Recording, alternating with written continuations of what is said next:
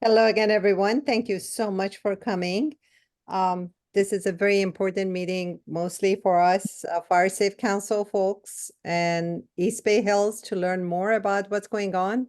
And I'm very grateful to our fire chiefs for participating because we'll be working closely together on strategic planning for fuel reduction. My name is Sohaila Bana. I'm the founder and chair of West Contra Costa Fire Safe Council. I would like to ask everyone to please introduce themselves, just name and position at this time is enough during question and answer. If there's a need for more information, you're welcome. I'm going to call the next person, and everybody feel free to call the next person after you to introduce themselves. So I'm going to ask a Richmond Fire Chief to be next. Hi, good afternoon. I'm Michael E. Smith, Interim Fire Chief for the City of Richmond Fire Department. And I'll pass it to Pam Morris.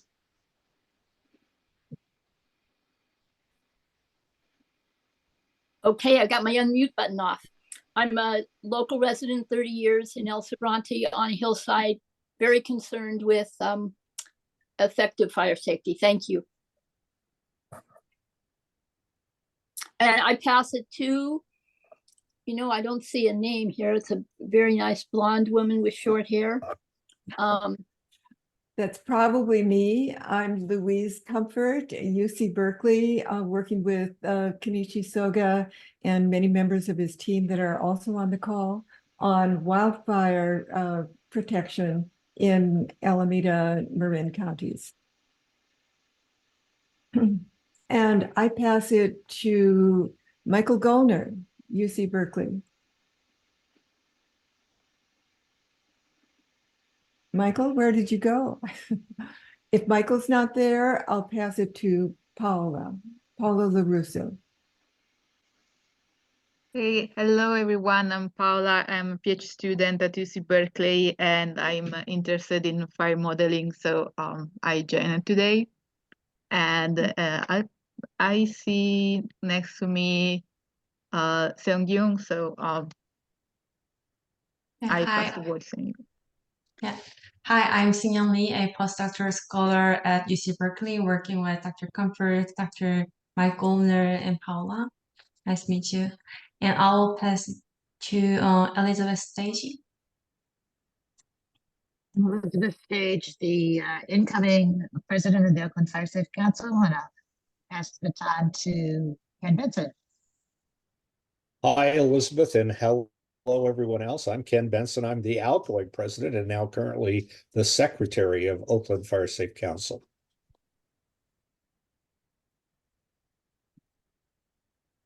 And I'll go ahead and pass it to Ed Orre. Ed, I think you're on there from your car. Yeah, hi everybody. Ed Orre, I'm a division chief with CalFire in Santa Clara unit, the unit forester, and I've been involved with this process once before, so I'm happy to participate again. And I'd like to pass it to Chief Jeff Nichols. Hello, good afternoon, everybody. I'm Battalion Chief with CalFire in Alameda County, Battalion 4. Attended many of the HEF meetings. I've got an invite from Chief Orre, and I'm here. I'm going to pass it to Battalion Chief Brian Goff.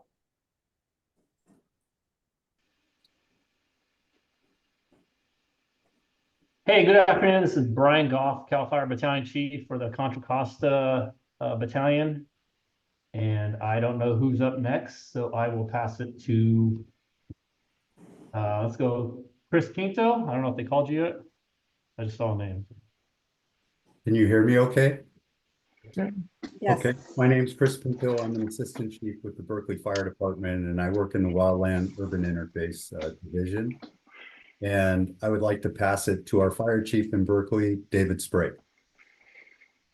Afternoon, everybody. Dave Sprague with Berkeley, and happy to be here. I'll pass it off to Kari. Good afternoon. Kari Haley, Assistant Fire Chief for the East Bay Regional Park District Fire Department, responsible for fuels management for the district. I will pass it off to the Chief Goff. Go already. 1616. Yeah, okay, of course. All right, let me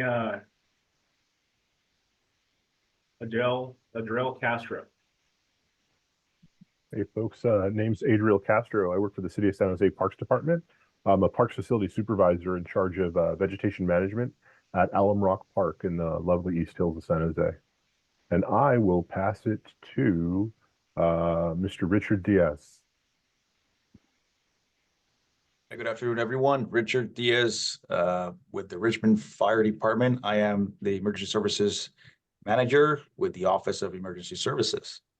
Happy to be here. I'll pass it on to Randy Richard Thompson.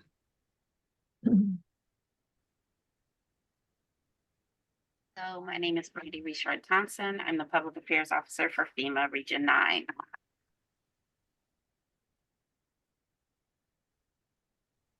I am supposed to pass it. Mary-Ann? Hi, hello everyone. My name is Mariam Zamaniali, and I'm a postdoctoral researcher at University of California, Berkeley in the Fire Research Lab, working with Professor Michael Gallner, and I will pass it to Dewey Parnamo. Hello everyone, I'm Dewey Parnamo. I'm also a postdoc at UC Berkeley, working with Professor Michael Gallner. I'm working on the modeling of the fires.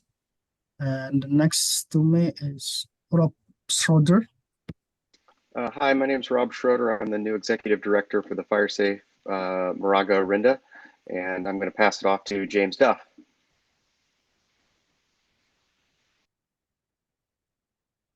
Howdy, y'all.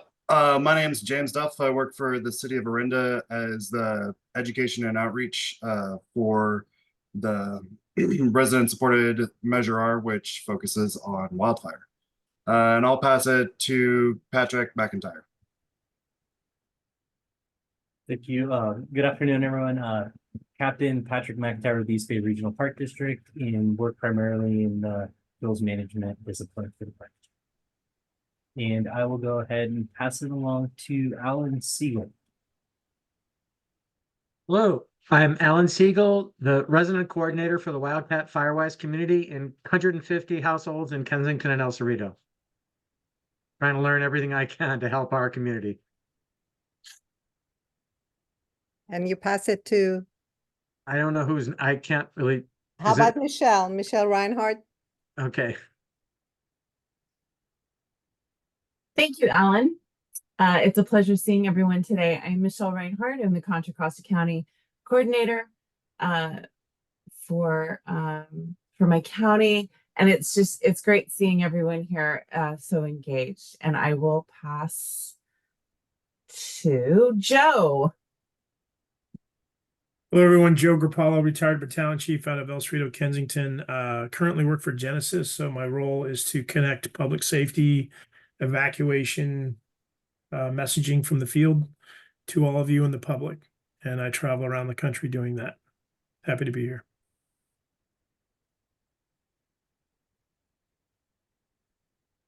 I pass go ahead.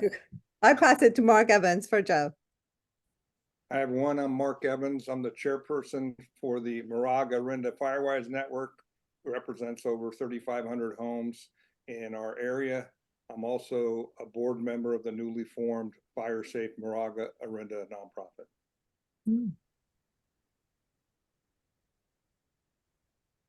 And who's that? Rob, I already took you. Sonan Lee? I've already introduced myself, so anyone else? So Elia, would you help me find? Yeah, how about Marilyn? Hi, I'm Marilyn Sarney. I'm vice chair for the West Contra Costa Fire Safe Council. I'm also UC Master Gardener and certified in fire escaping. Thank you, Cheryl. Hello. Hi, I'm Cheryl Drinkwater. I am the president of Diablo Fire Safe Council, covering Alameda and Contra Costa counties. It's great to see so many familiar faces and names here. I'm running out of people. I kept assigning myself to someone to pass off to, so I'm going to go with Michael Gollner because he was missing the first time he was called. All right, collecting a late exam. Michael Gollner, professor at UC Berkeley and director of the Fire Research Lab at Berkeley. Thank you. I've been looking for a way to connect to UC Berkeley Fire Team. May I ask everyone to please, your email addresses here, especially if you're with UC Berkeley Fire Team. I have no connection. Just your name, position here, and let's go to Shasa Curl. She may be busy. How about, go ahead, Shasa. No, I'm sorry, I'm here. Shasa Curl, Richmond City Manager. Thank you everyone for all your work that you're doing on this. We sincerely appreciate it. Thanks for coming. Orre? Hello, I'm Maureen Pryor, a citizen of Contra Costa County and the city of Richmond with a currently attempting to become a Firewise community with my area that has a very large urban interface. We're sort of the backside of Kennedy Grove. Thank you. I pass it to Chief Scott Joseph. Good afternoon, everybody. Thank you. My name is Scott Joseph, and I'm the Deputy Chief of the Chevron Fire Department. I'm excited to be here today. Thank you very much. I think we covered everyone. Anybody whom we didn't call would like to introduce yourself? Please go ahead. Okay. Mariam. She did introduce herself. She's with UC Berkeley team. Yes. So please, everyone, just a reminder, put your name and email address if you wish for other people to be in touch with you in the chat. And with that, I'm gonna ask Mark Tukman and Chief Ed Orre from CalFire to please tell us about the project, how it got started. I believe it was sponsored by East Bay Regional Parks District. I don't know all the details, and I'm very interested, like everyone who is here, to learn about all the 9 hazard elements combined together, the weight given, coming up with fire risks. Mark or Ed, please. Ed, do you want to say a couple of words? Yeah, maybe a little bit of an intro, and then you'll run away with it, Mark. Great. So, all the credit here for this product that you're going to hear about is from Mark Tukman and his team. In fact, Mark will probably give you a little bit of a overview sketch of how it was developed in Sonoma County after the 2017 fires, and then expanded from there. Another county looked at it, what Sonoma had, liked it, they wanted it. Another county, and here we are in Alameda and Contra Costa. CalFire's involvement with this is because we helped fund it. The reason why we helped fund it is because a part of this data set was used to develop new and improved hazard and risk maps. Those are 2 different things. Hazard and risk are different. I hope that's a big takeaway for everybody here today. But the data set that Mark and company have developed is very robust, and it's a boon to any land manager, whether it be a private citizen with large acreage or any agency, governmental entity,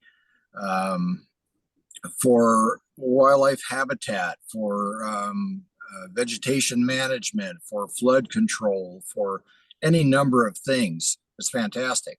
It's just, we're supporting it again, like I said, just because of its value to fire modeling and project planning and development.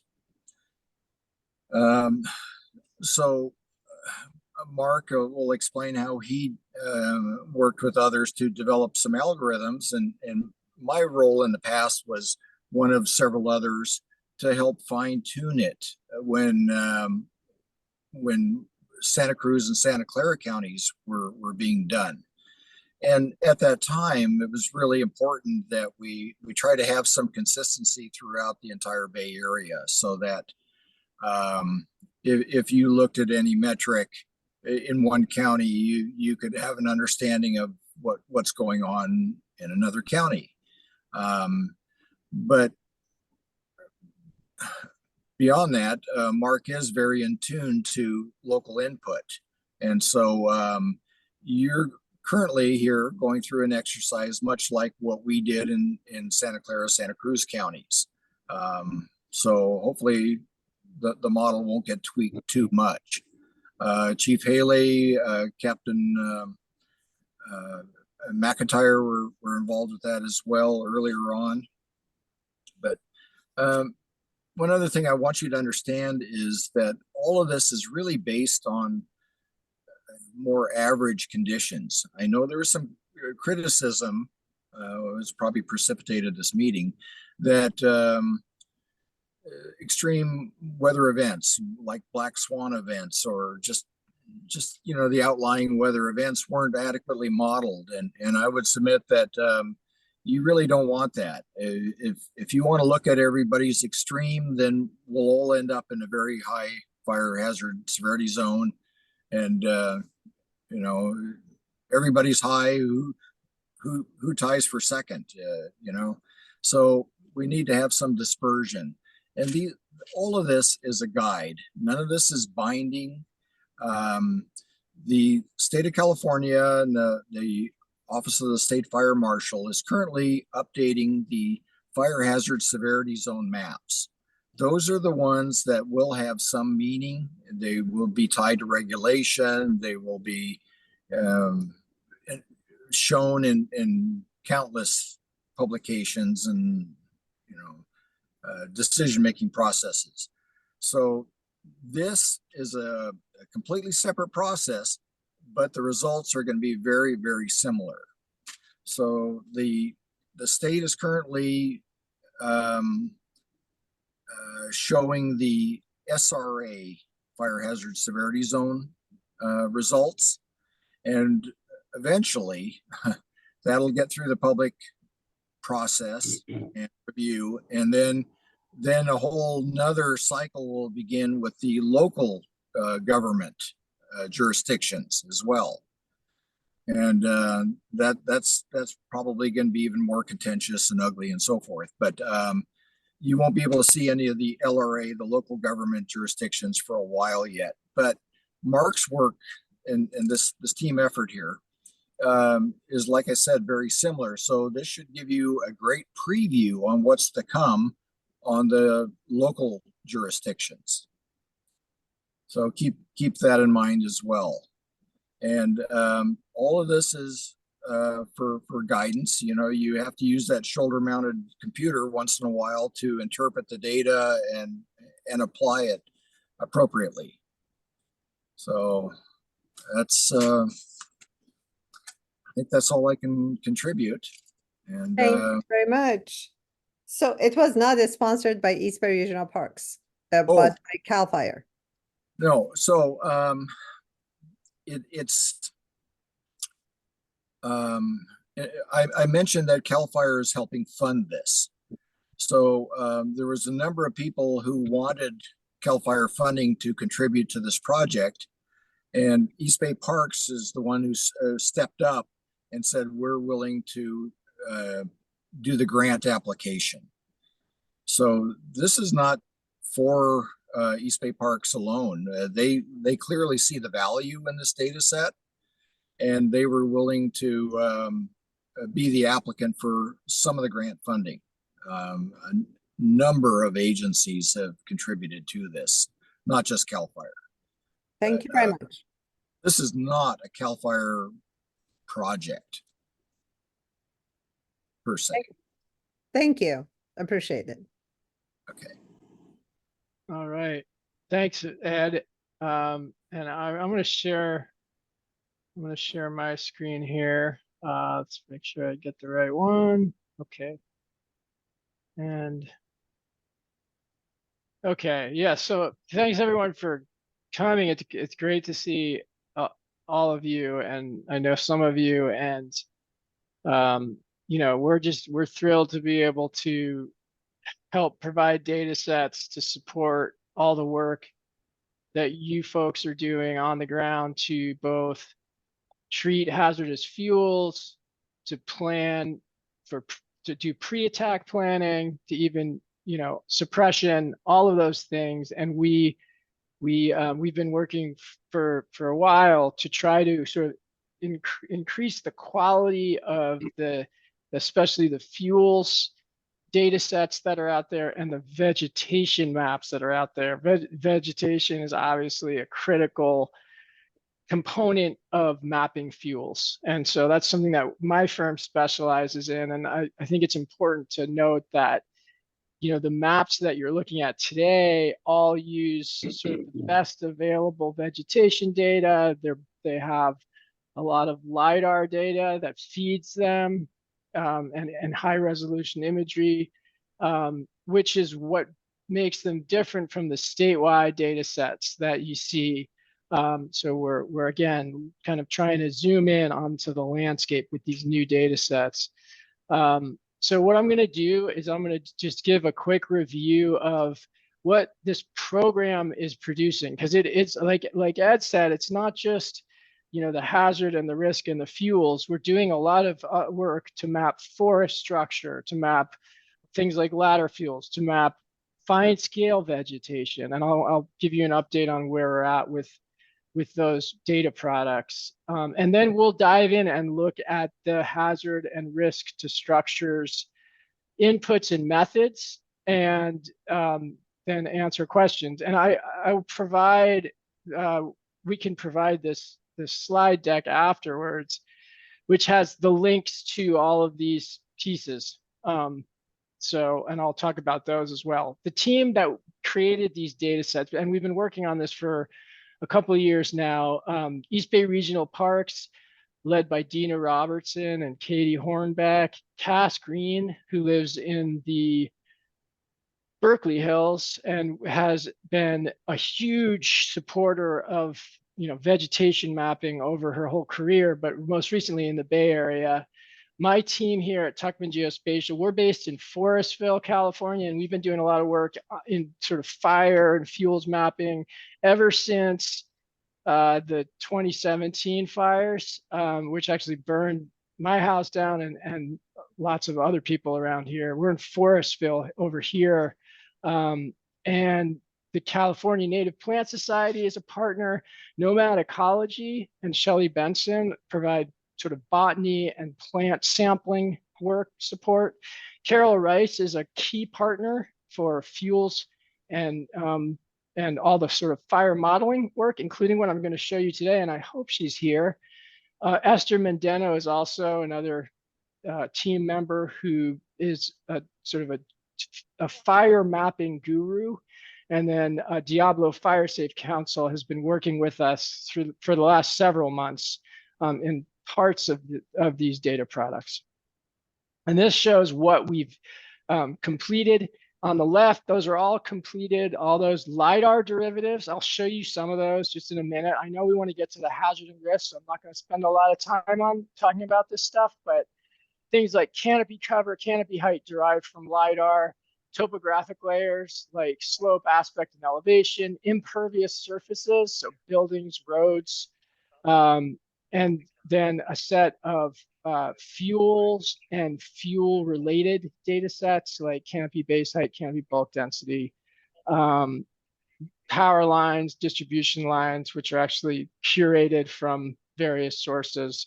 And then on the right-hand side are our vegetation data products that we're working on now. And we'll be completing the fine scale vegetation map, which is the task 3 in the bottom right of that slide,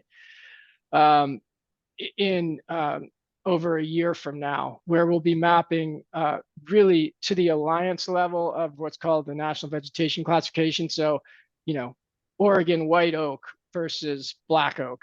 All right. Whoops.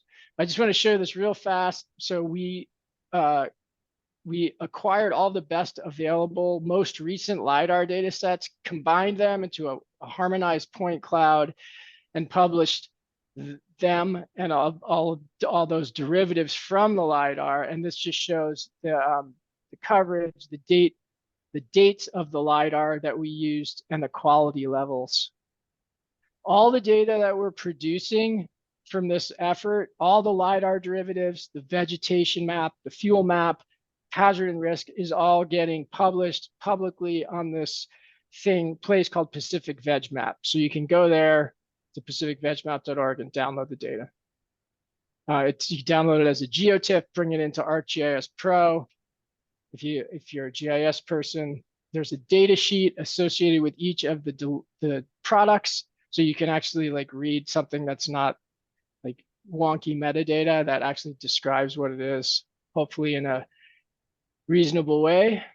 We're also making the LiDAR derivatives available not just as GIS files for those GIS geeks, but also of which I'm one, but also for everyone to use in web maps. So this is so you can take these data, the hillshade, the canopy height model, and bring them into a web map as a non-GIS user. This is an example of the hillshade that covers the LiDAR-derived hillshade that covers this vast area, the Bay Area, where we've done these projects now in Sonoma, Marin, Napa, San Mateo, Santa Cruz, Santa Clara, and now Alameda and Contra Costa counties. So this is not the first place we've done this. We've done it now across the entire Bay Area. Starting in 2014, we first started working on this stuff in Sonoma before the fires, actually.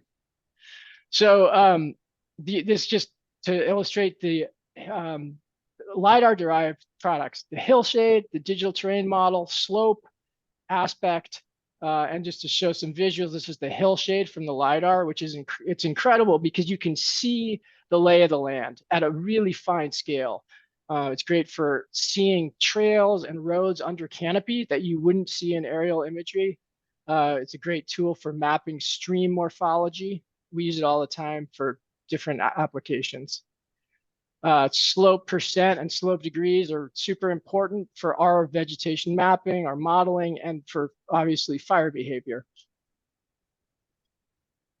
And then the vegetation and forest structure data products. So enhanced life form, which I'll show you what that looks like, canopy cover, canopy height, ladder fuels, and impervious surfaces. We'll just show you some examples of these map products. So this is the enhanced life form map.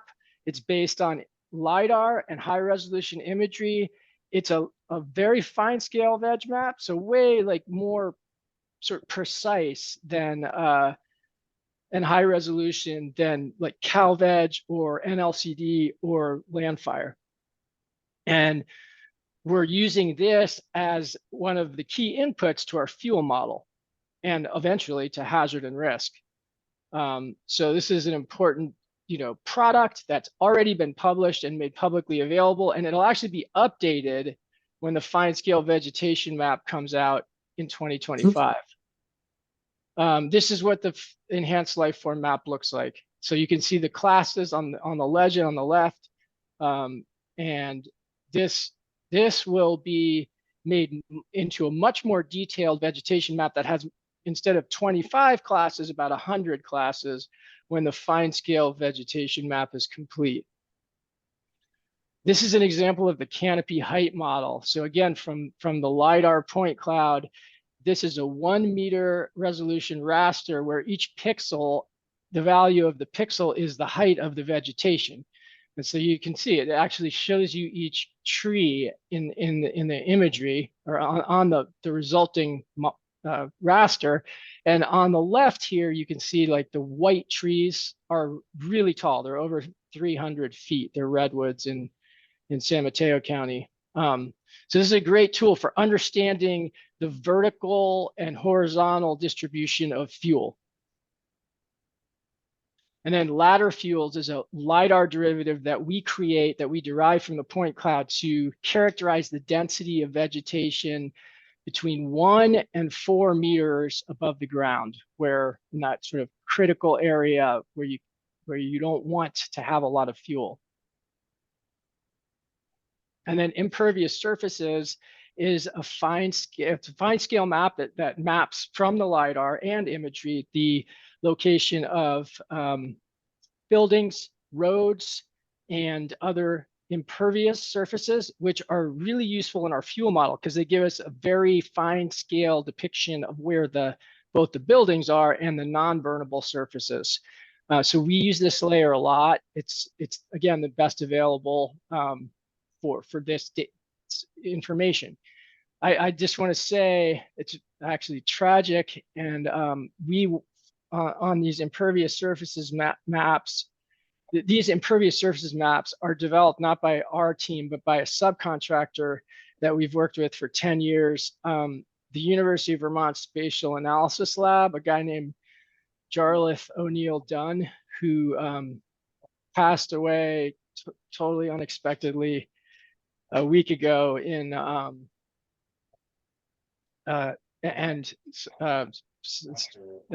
awful thing. So he'll be glad that we're putting his data sets to good use. And then the fuels, hazard, and risk data sets. The wildland fuels map, the LCP components, wildfire hazard and wildfire risk to structures, which is what we're going to talk about today. And I'll get to them in a minute here.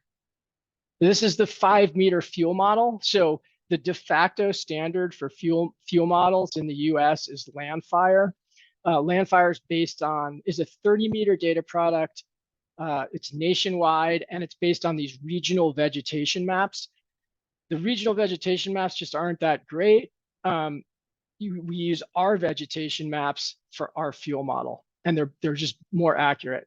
We also use LiDAR-derived canopy cover, and now I'm looking at this flowchart on the bottom right here. So we use LiDAR-derived canopy cover, LiDAR-derived ladder fuels, LiDAR-derived vegetation height, instead of LandFire, which doesn't use LiDAR at all. So our goal is to sort of use the best available inputs for the fire behavior modeling that we're doing. And that's what this project sort of seeks to do. So, Sorry and we for do interruption, Mark. Quick question. Sure. That 5-meter refers to resolution of the map. It That's has no correct. significance with regards to fire prevention, right? That's right. It's just Thank the you. resolution. Yeah, thank you. And I just want to mention that we do spend significant time in the field, you know, for the vegetation mapping, where we spend hundreds of hours in the field, and for the fuels mapping. So this is Julia Murphy on my team out in the field, looking at fuel models. This slide just shows how that 5-meter fuel model captures fuel that's present inside of the WUI and really inside even the more urbanized areas. Whereas LandFire would classify, first of all, LandFire, the pixels would be 30 meters instead of 5, but these small areas of fuel would be mapped as non-burnable. So we're able to, in our 5-meter fuel model, using LiDAR inputs to really capture these areas of fuel that are smaller, less smaller in their spatial extent. So this is getting to Ed's point about the difference between hazard and risk. And we're attempting to map both hazard and risk. And hazard is the potential for hazardous wildfire. And you can read this definition there, but it's agnostic to sort of values on the landscape. So you could have very high hazard, but no values in the path in that place. Wildfire risk is the overlay of the hazard and the values on the landscape. And in our work for this particular project that we're going to show you, it's the only value that we're looking at is structures. So we're creating 2 layers: wildfire hazard and wildfire risk to structures. We're not saying anything about wildfire risk to fish or wildfire risk to endangered species or anything, just simply wildfire risk to structures for this scope of work. And before I go on, I just want to show you these links, and what we can send these out afterwards. I think they were sent out before the call, but there's a story map that goes through the methods of how the hazard and risk mapping was done. There's a web app, and we're going to look at the story map and the web app right now. So I'll show you them, but you can look at them yourself as well. And then there's a much longer technical report that really like digs into the details of, you know, how we did everything. And hopefully if the question's not answered in the story map or the web app, it's answered in the technical report. And before I go into the story map and the web app, I just want to show you that, just talk about this for a minute. So I think it's really important to talk about so we've done this project in a number of counties. The way people are using it, people are using it to update their countywide CWPPs, updates to the LHMPs and the general plans, a lot justification for funding and grant applications, and prioritizing, you know, vegetation fuels reduction. Like where are we gonna do a fuels reduction project? This is a great layer for that, and it's just way more current than, you know, the 2007 fire hazard severity zones, and it again uses these high resolution data sets. So it's a different perspective on hazard and risk, but the limitations are important. It's a model, right? We developed a model. It's using the best available data, but all the inputs, each one of the inputs have errors and they are not perfect. It's absolutely not a replacement for your own sort of mental model of, wow, that's a really bad spot and we need to go in there and you know prune those trees and get rid of all the Douglas fir, the small firs in there or whatever, get rid of the ladder fuel in there. And even an area mapped with low relative hazard can burn. And areas that are mapped with high or the highest hazard may not burn for 100 years. So it's a model. And really importantly, especially in Alameda and Contra Costa, where there's so many structures on the landscape, the work doesn't include urban conflagration or house-to-house ignitions. These wildland fuel models deal with wildland fuels, not with structures. So that's a limitation. That's something that we're looking at sort of filling in based on some of very new work done at a couple of universities. Carol Rice could tell you more about that.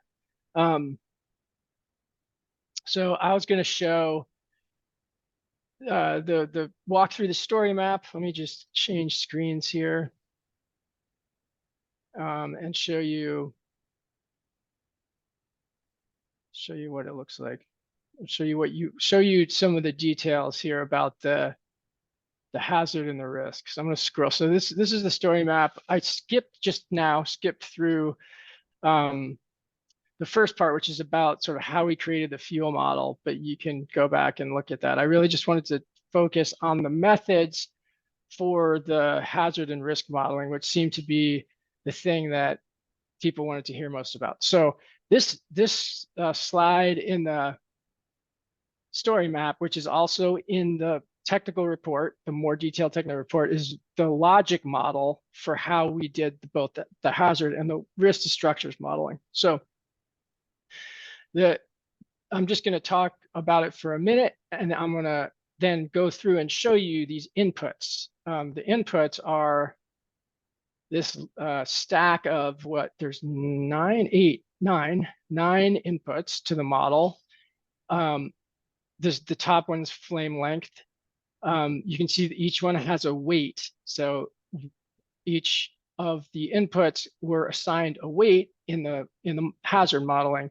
And we did this over like many iterations and many phone calls. And when we first did it in Sonoma, we were working a lot with, we had Marshall Tuberville as a battalion chief involved. We had other CalFire folks involved. We had FRAP involved, Dave Sapsis, Tadashi were involved, and then sort of developing the initial version of this, which is an evolution of that Sonoma County logic model.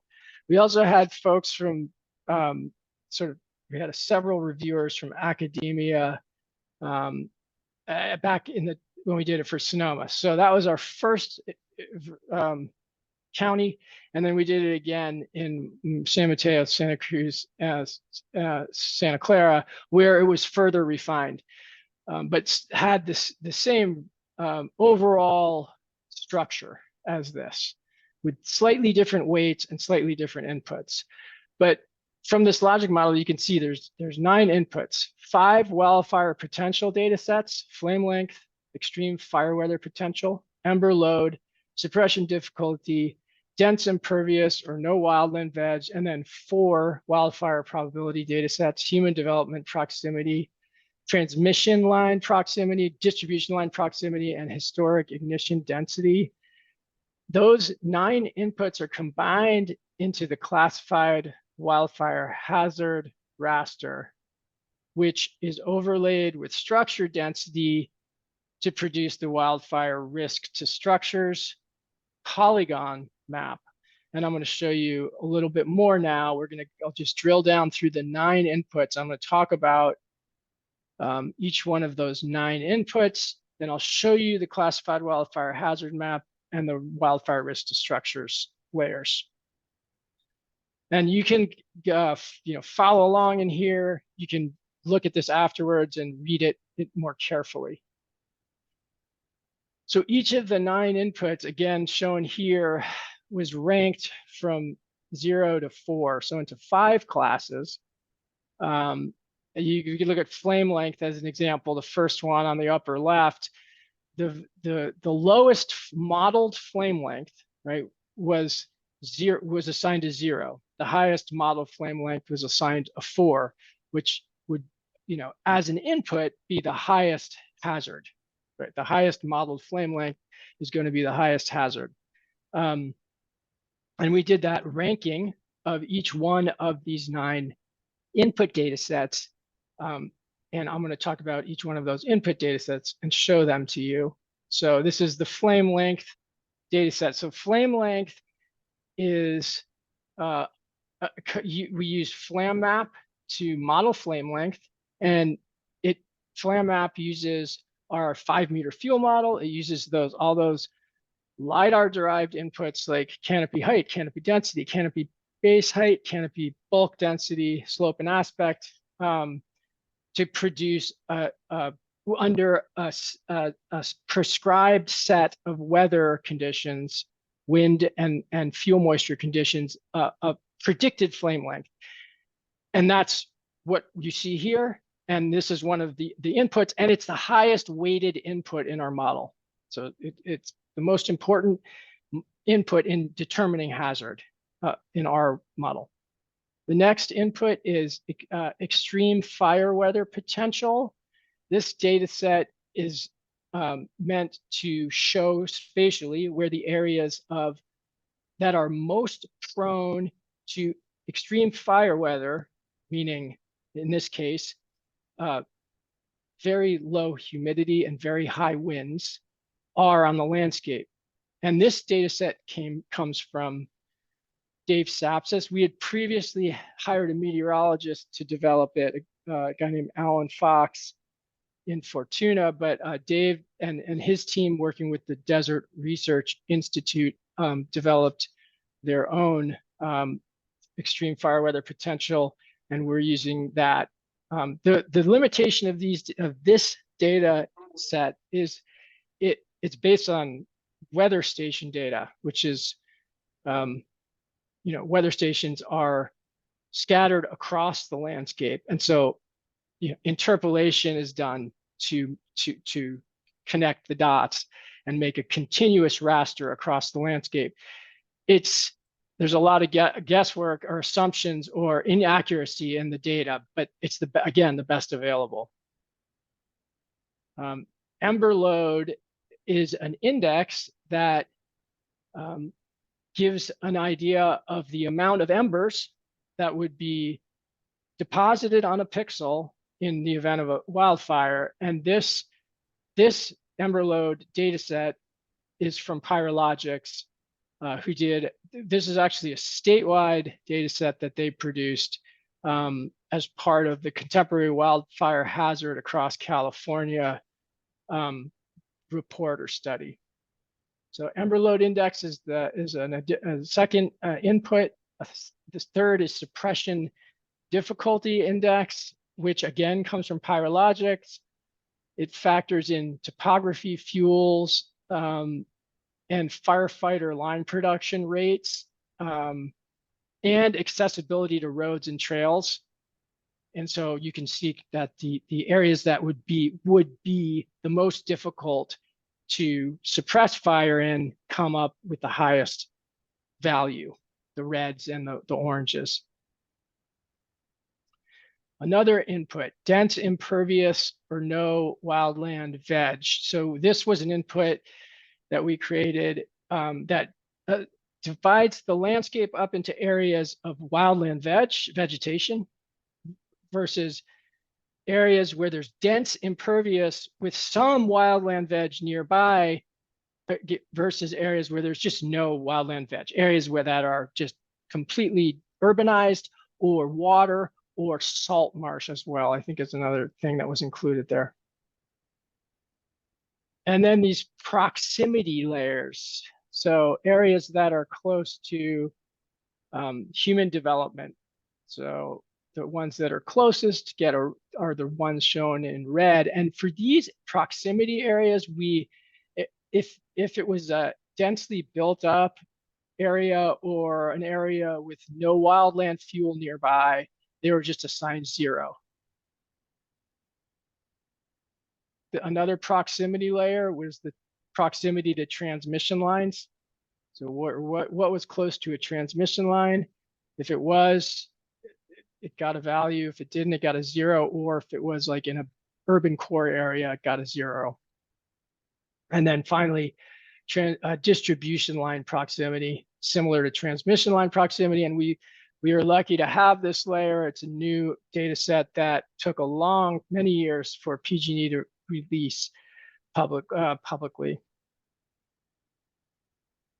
And lastly, and I know we don't have a ton of time, but historic ignition density was another input. This is the density of ignitions from two layers, one from CalFire, which tracked all ignitions in the state between 2004 and 2019, and then a USDA Forest Service data set that includes ignitions from 1992 to 2017. And what this shows is the density of the relative density of the ignitions in those data sets. So the areas that pop out are the ones where there have been the most historic ignitions, and the areas that are urban core areas or water were just masked out. So this doesn't include those areas by design. So this would be like logically along road corridors, areas where there's a lot of homes, a lot of distribution lines, things like that. So those are the inputs that we use for our model. And then what we did was we combined each of these inputs and we weighted them. We assigned each one a weight, which was a long sort of process of deciding on what the weights were and sort of doing some sensitivity analysis to evaluate the weights differently and getting input from folks and changing the weights. And we did a lot of that over the course of this project. I think this is the 6th version of our model. So assigned weights to each of the 9 inputs and combined them to create the wildfire hazard layer, which is a 20-meter resolution data set. It's and you can access it in the story map, but better yet in the web app that I'm going to show you in a second. The wildfire hazard data set, which I just showed you a second ago, was combined with building density, with structure density, in 10-acre hexagons to create the wildfire risk to structures map. So wildfire hazard plus structure locations creates our 10-acre hexagon wildfire risk to structures map, which is this layer, which many of you have likely already seen.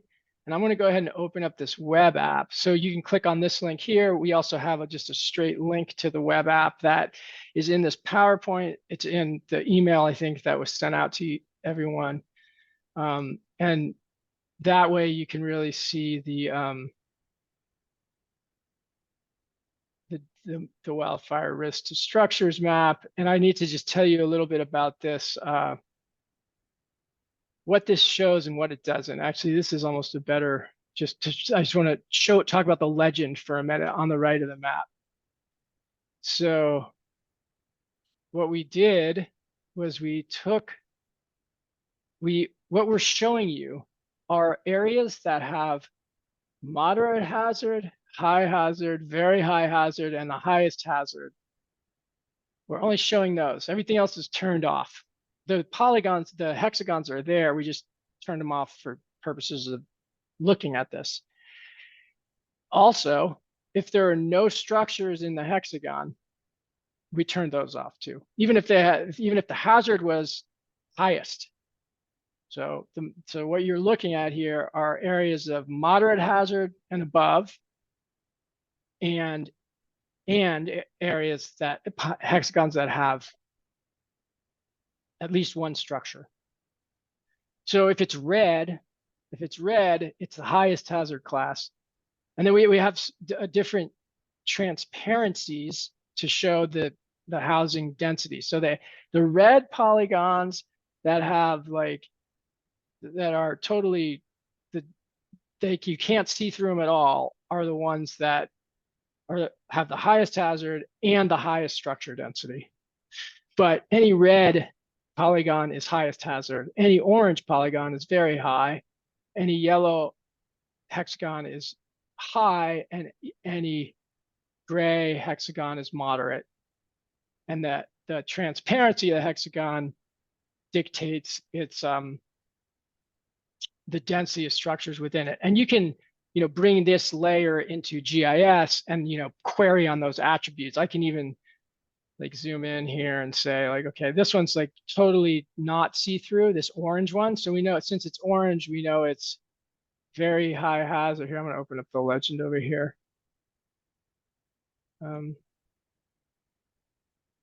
Yeah, so since it's orange, we know it's very high hazard, and since it's not see-through, this one that I'm clicking on, we know that it's high structure density. It's our highest structure density class, which is, greater than 3 structures an acre. So the class is very high hazard, greater than or equal to 3 structures per acre. And if we go to another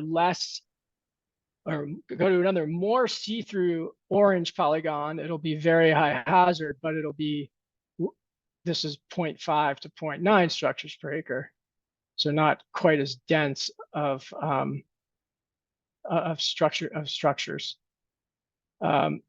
And so that's kind of the way you interpret this layer. And again, the reason we turned off the other hexagons, the ones that were low hazard or didn't have any structures, was because we wanted to focus on the hexagons where there was moderate to highest hazard and structures present. So this is a way to sort of screen the landscape and say, where are the worst areas that we should really be thinking about as we're developing our strategies for putting in a shaded fuel break or doing some ladder fuel reduction or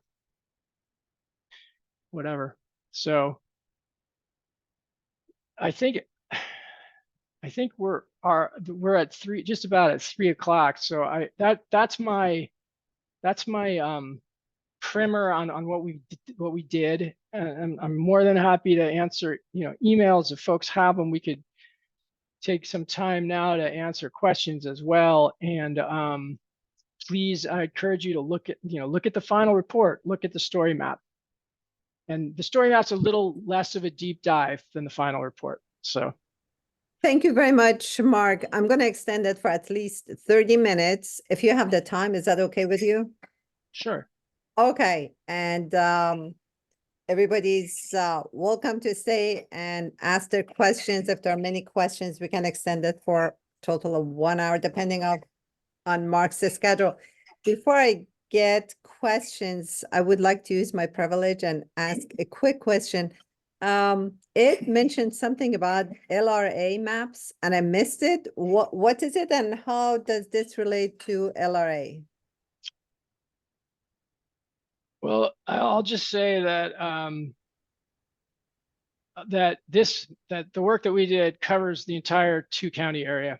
The LRA is only a subset of the 2-county area, and Ed can provide more info. So Hila, if I could ask that question in a different way, because you and I were just simpatico in our thoughts. Mark and maybe Ed Orre, can you clarify for me if this information and platform is separate from the SRA map update that is expected in 2025?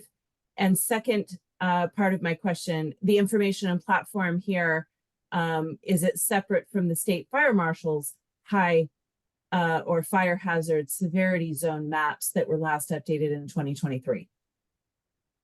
Yes, yeah, I was trying to make that point earlier. This is Ed Orre again. Thanks, these Ed. are completely separate products, no connection at all. Although, as Mark said, he did use some of the same data that the state used. But having said that, the results of this are remarkably similar. So you could use this as a bit of a preview for what's to come in the LRA from the state. Do you feel that in applying for grants, that this information could be used as supportive data in light of the lack of updates currently? If a fire safe council or vegetation management project requires supportive data, in light of not having the SRA or LRA maps accurately reflecting the data now and not expected until 2025, do you feel that this data could be used for, let's say, a CalFire grant application? Absolutely, yeah, and in fact, I would encourage that, because as when Diablo and some of you start looking at updates to the Alameda and the Contra Costa County CWPP, for example, you may not have all the data there, but you need to come up with priority projects. And I would encourage you to use this data set to help you with that, because you will have people in the meeting, those squeaky wheels, who think that their neighborhood is the worst on the planet. And, when you're doing a countywide CWPP or even a smaller jurisdiction, you could go with the People's Choice Award, who the squeaky wheel is, or you could go a little more empirically, like using this data to guide those decisions. And that's what I'm advocating. Use this data for what you see fit. I think it's strong, and as Mark pointed out, there's been so much peer review in this. Yeah, and it's also nice to have more than one model, and that's what we've done in Sonoma County a lot, is look at properties, look at places, considering, activities, and looking at this model and then comparing it to the 2007. And oftentimes, most of the time, they're in agreement, and it just bolsters confidence that indeed that's a high hazard area. So. Thank you very much. Pam, go ahead. Thank you. I just want to acknowledge the depth of your work here and the value for the grants and for the firefighters. I'm a homeowner, and right now we're facing our homeowner insurance being canceled due to these high fire area designations. And so my question isn't about that problem. It's about, could these maps be used to create a more like some kind of I don't know what the right word is, but a transponder of some kind that could be maybe mounted to the top of power lines or trees, so that if an airplane is going to come in to put out the fires, they would have a path, they would have a communication path of where to actually drop. In other words, could these maps be used to create more effective airplane firefighting, so that the danger that we are facing because of these maps, the state maps, and getting our insurance canceled could actually be mitigated by these maps being able to better direct effective firefighting by airplane? Is that even something that makes any sense to what could happen here? I think the firefighters would have a lot more to say than I do, but I would just say that these maps are, I would say, most effectively used to plan fuel reduction projects, and they could also be used for in pre-attack planning as well. But I think the firefighters would have a lot more insight than I would. Thank you. Luis, please.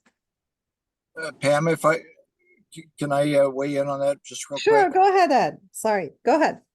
I would say no to both your questions there.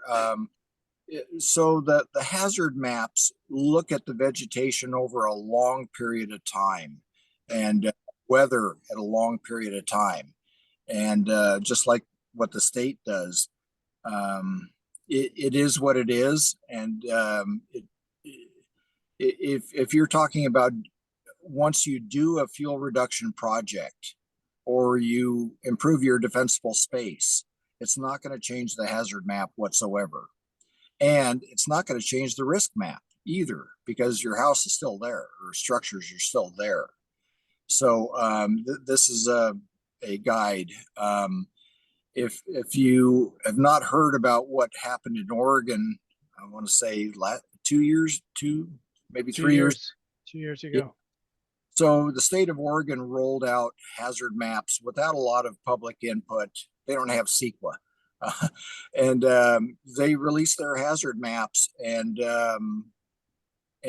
people's heads exploded, because they felt that the insurance companies were going to utilize that data and jack up everybody's rates or decline them.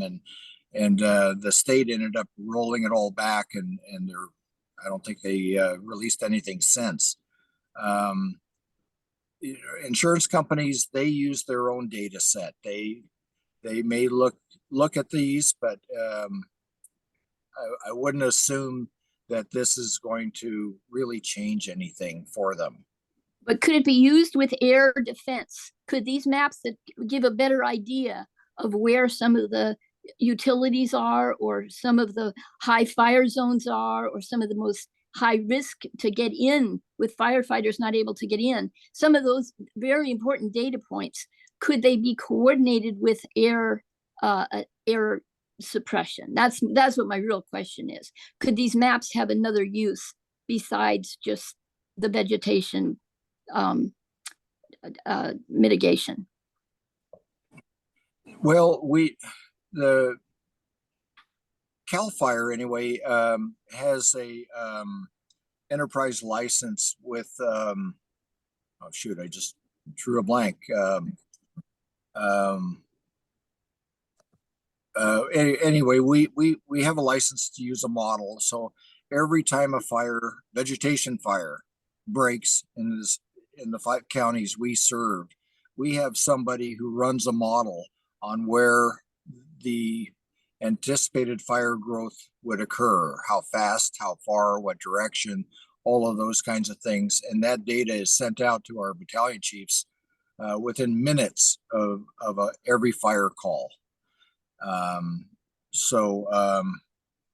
You know, that uses some little different data than this, but we have talked about the possibility of bringing this in just because it's a little bit more refined, has better resolution. Thank you, Ed. That provides some peace of mind. I'm sorry, Luis, you may go ahead now. Thank you. You need to unmute, please. Sorry, I muted everyone when the speaker was presenting. Go ahead, please. My question actually builds on Ed's comments. Looking at the maps, it looks like there's a great advantage to have all 9 counties in the Bay Area have the same kinds of maps and to raise the level of awareness in these counties for wildfire risk mitigation. Are there plans to do the same type of mapping for Marin County? That's a great question. We've actually done some mapping for Marin, and Danny Franco would be the one to talk to about that. But they're not quite as far along as the other counties actually in the Bay Area. But I just want to tag on to what Ed just said on that. I think Ed, is it WeFire that you use that because that's this model that we created serves a different purpose, which is sort of to assess the landscape as a whole and not think about a singular, scenario, a singular weather event, a singular point of ignition. It's just looking at relative hazard across the landscape. Ed's mentioned that CalFire has another tool that will, in the event of an ignition, and knowing the weather conditions at the time of the ignition, forecast the fire spread of that fire going out in time. And that's the tool that makes a lot of sense to use for suppression. This hazard map is not the tool to figure out, how to attack a fire. So I just wanted to. I guess my question is really raising, if what we're really interested in is raising the level of awareness, raising the confidence and the capability to act to reduce fire risk in individual communities and by individual homeowners. And this looks to me like a very important tool. Yes. Especially important if it could be used, for the entire Bay Area. Agreed.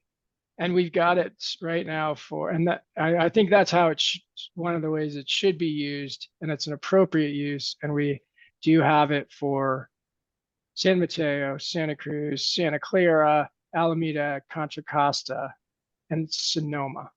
So, and I just wanted to say that Carol Rice is here and joins us. Thanks, Carol, for making it. And I'm glad you're here for the questions. Thank you. Elizabeth, please. Thanks. I have what's probably a squeaky wheel question for Ed. But I live in Claremont Canyon, literally.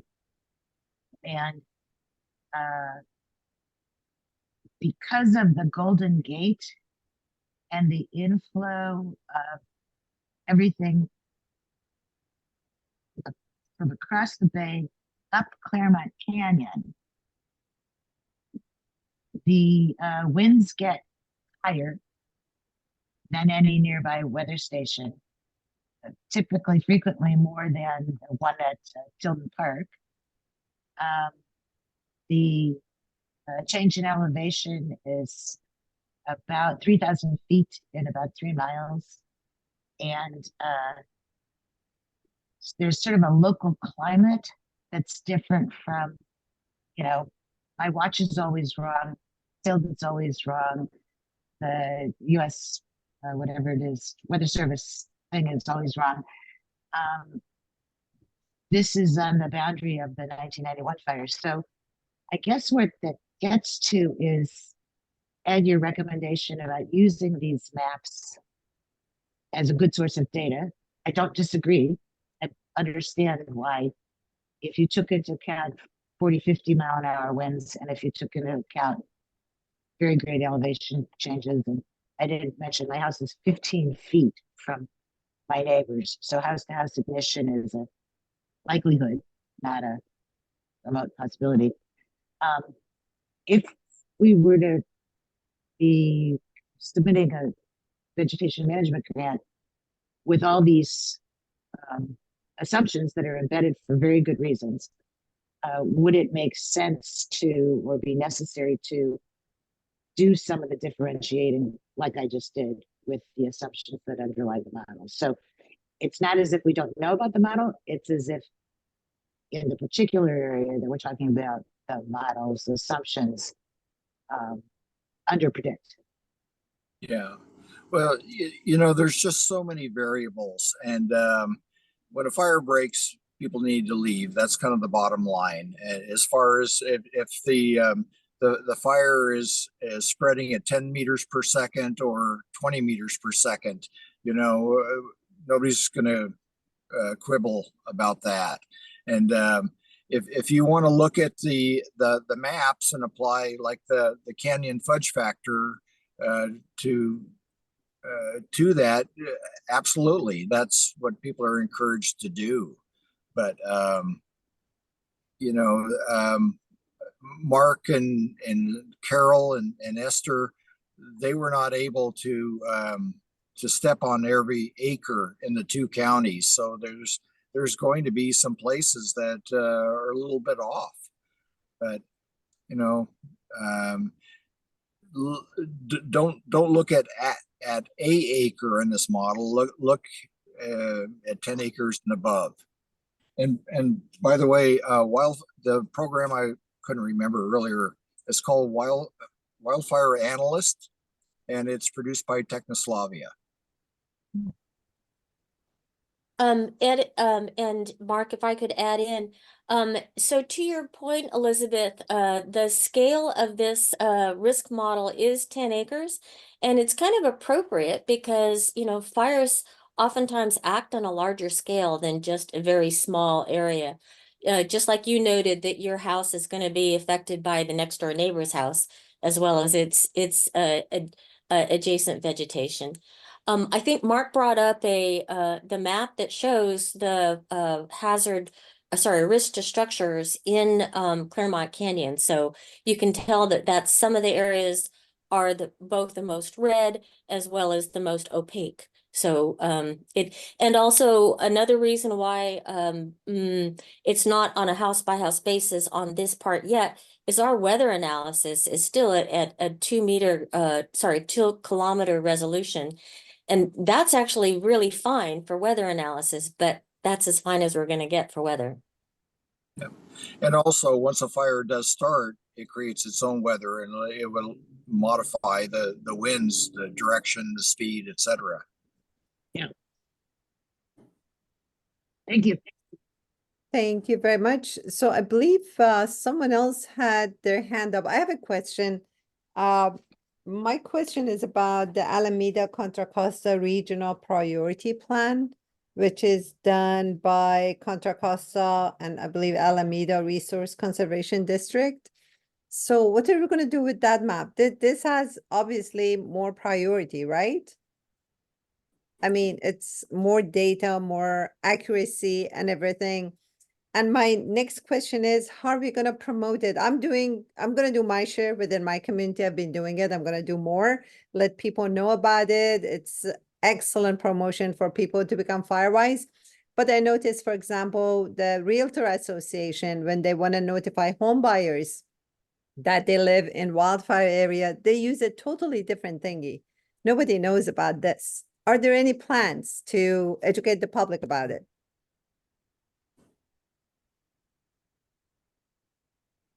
Personally, I think this is one of the first, this is one of those ways, you know, if there are a whole lot of influential people here on this webinar, and I think this is a really good start. Thank you. By the way, I'm on the Richmond City Council. If you agree, I would love to arrange for a presentation at the mayor's conference. So all the mayors and council members learn about it and take it to their own cities in Contra Costa County, at least. I'm going to share with everyone a link of the recording, plus all the links that Mark has, maybe slides too. And one last time, I'm asking if anybody didn't put their email address, but they want other people to be connected with them, feel free to do it. Are there any more questions before we close the meeting? Don't be shy. Any last minute questions? Okay, I have one question actually, and I think it's very important. There was a map about the height of canopy. One of the major concerns in our area, Contra Costa and Alameda, is eucalyptus trees. So that height, how do you know if it's redwood or eucalyptus? And the amber map doesn't show any differentiation between the two, right? Yeah. So here, let me tell. I can tell you that we have eucalyptus mapped as its own class in our. I showed the enhanced life form map earlier. So it's mapped as eucalyptus in that map. So that's how you could know. We could actually easily create a map of just the eucalyptus and put it into one of these web maps, and then you would know where all the eucalyptus is. I'm impressed. Thank you. I need to read everything more carefully. Lots of data. I'm very glad we had this actually, because the amount of data is a bit overwhelming, especially for, regular people. So, Michelle, go ahead, please. Mark, you and your team have done a really terrific job here, and the data that you're providing will be beneficial in many ways. Do you have a plan of rolling this presentation out to any other mitigation groups within Alameda or Contra Costa County? No, but I mean, we're happy to do it. We're if anybody wants to have us present this presentation again, we'd be happy to do it.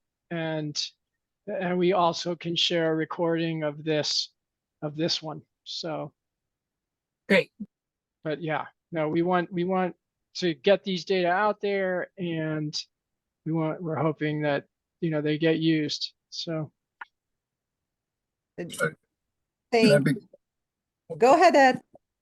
Okay, before you call Carol or Mark and ask, I would encourage you to go to the viewer and look at one of those hexagons and just click on it like Mark showed you, and then you could see the data behind that, how that determination was made. And so think that through a little bit before you call, and maybe it'll answer your question. Thank you. Actually, before Mark mentioned it, I didn't notice the difference between transparent hexagon and solid ones. Do you want to just tell the difference briefly one more time, Mark? Yeah, sure. Let me share the screen again.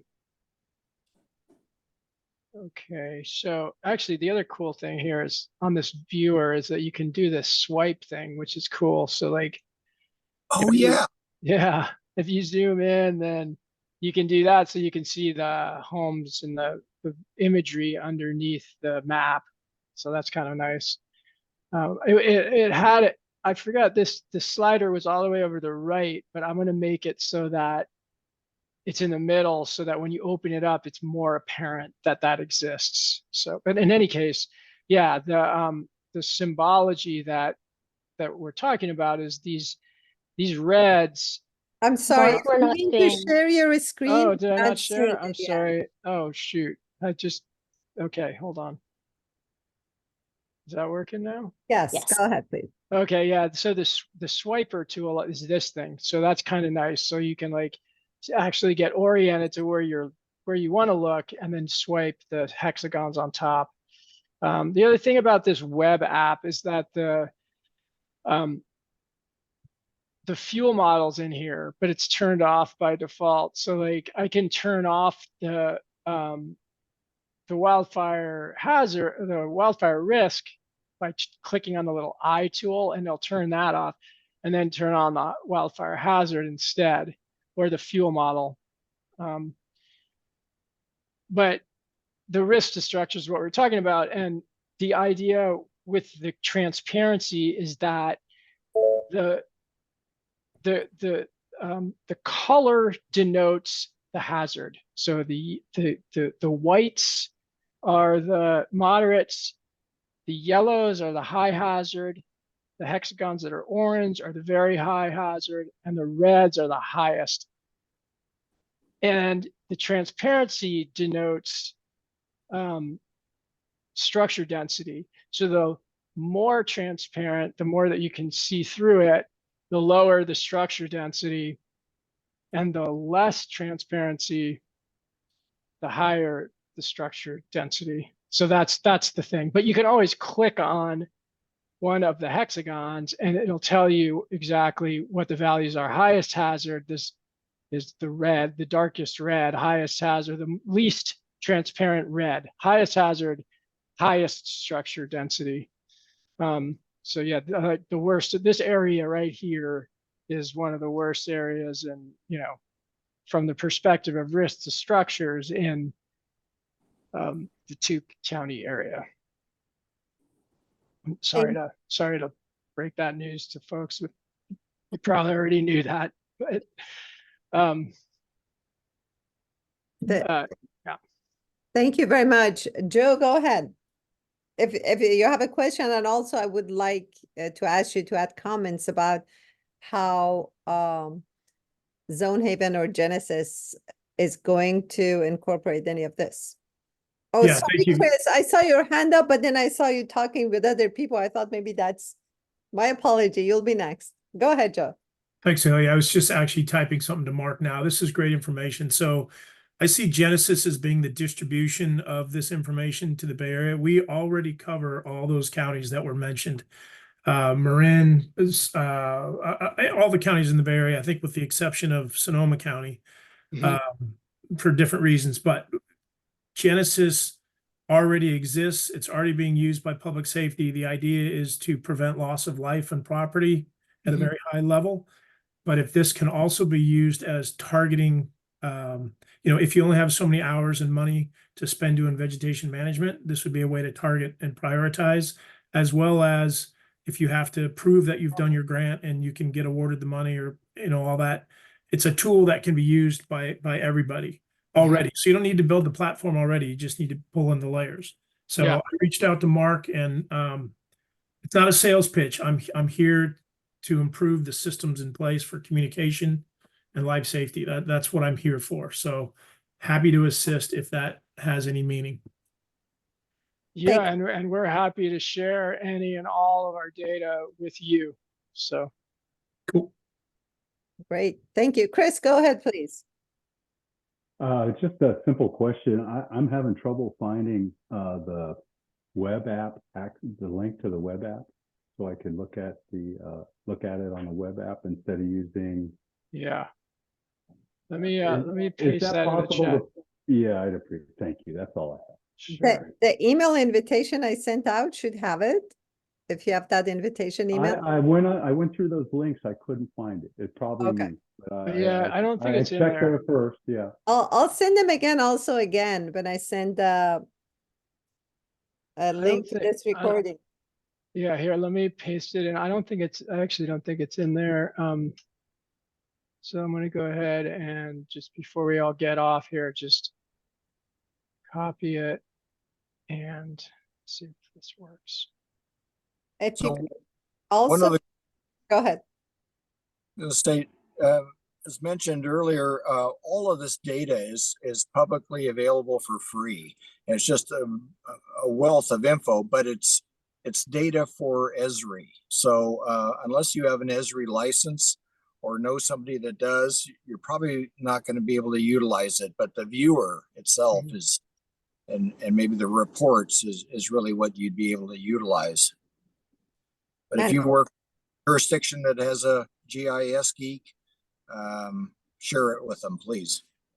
So Esri is a sort of GIS tool? Esri is a company that owns ArcView, ArcGIS, View Pro. Okay. I have a question, and I don't see the raise hand function working here. I'm really curious to ask the fire chiefs how you see this information could be used with your respective communities.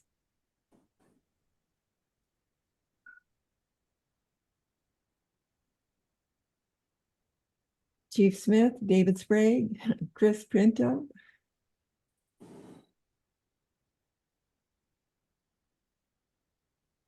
Sorry, I was busy typing. I'll try and take a stab at answering that. For us, we would obviously, as I mentioned earlier, use it to update our hazard and our risk mapping within our CWPP for our local area, and look at the surrounding areas as well, you know, our neighbor bordering areas along our wildland urban interface. So for us, it's a great tool for getting a more accurate picture, especially on the risk part, that, you know, with the description today, the difference between a hazard map and a risk map. The risk mapping tells us where we're going to have those high fire dangers, and we have risk in that area. So to us, that's really valuable, because then we can use that to provide resources and focus our attention on vegetation and home hardening in those areas. I don't know if anyone has anything to add to that, but that's kind of what we would do with it. Thank you. Thank you. Other fire chiefs? Okay, I guess that's it. And we're close to 3:30. I just want to sincerely thank Ed and Mark and Carol and everybody who is here, especially fire chiefs again, and our sister Fire Safe Council organization officers, everyone. Thank you so much. Together we can make our community safer, and this is a very important tool. I'm so glad we had this meeting. I'm very appreciative, and I'll work on having a presentation at the Mayor's Conference for all cities to learn about it. Thank you so much. Great work. I'm so happy CalFire initiated it, and thanks to East Bay Regional Parks for implementing it. And thanks again, Mark, for your time. Thank you. Thank you. Thank you, everyone. And Berkeley Fire team, I'll connect with you by email. So good to see you here. Have a good day, everyone. Thank you. Yeah. Bye. Bye, everybody.